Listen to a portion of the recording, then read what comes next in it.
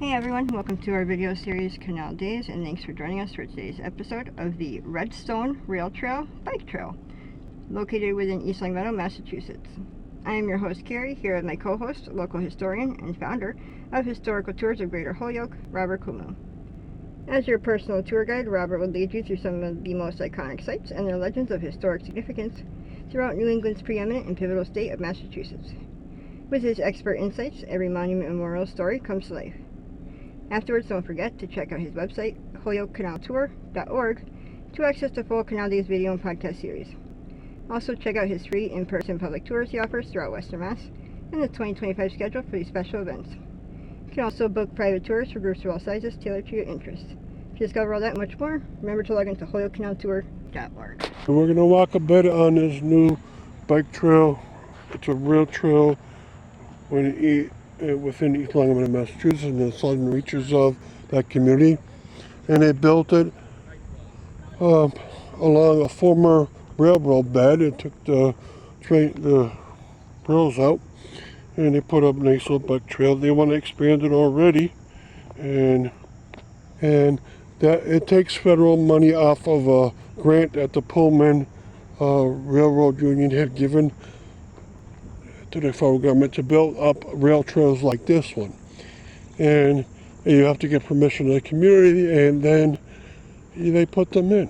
And this is a great thing. There's so many of these along the Connecticut River in Massachusetts at this point.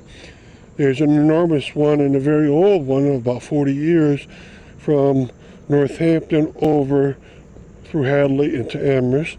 And there's one from Northampton into Northampton's Leeds and Florence villages. And then there's one over from there over to East Hampton and up through the edge of Southampton. And a lot of other communities have them. Springfield, Chicopee, Agawam have fairly new ones. And they all try their hardest to expand them and get this money. And they usually are very well attended.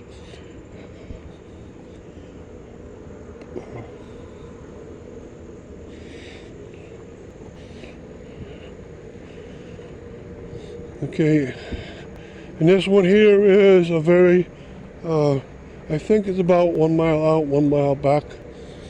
And it's a very flat, and it's also a very straight one. There's one bend up there.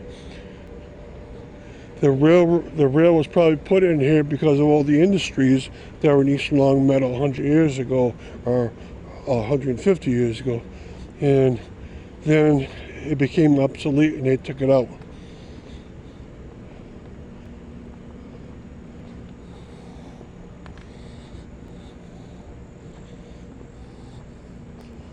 Okay, and finally you get a look over at the side here. You can see that they dug the rail bed to be flat all the time, so you can see where it rises up on the side. That's a lot of the dirt they threw over to the side to make a very level rail. And you want that. You want to be as straight as possible and also level on the ground as possible to be a really good railroad track.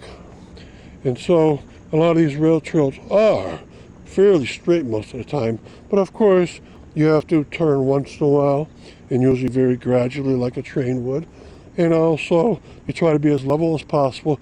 If there is a grade, you try to make it as smooth a grade upwards as they possibly can get.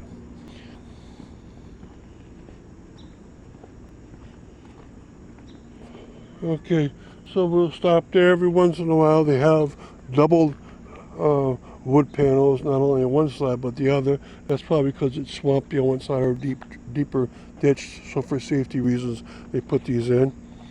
All right, and so what I'm going to do now is stop it here for you, but make sure you check out the page for this rail trail along with the other rail trails and other East Longmeadow locations, and learn more about all this history.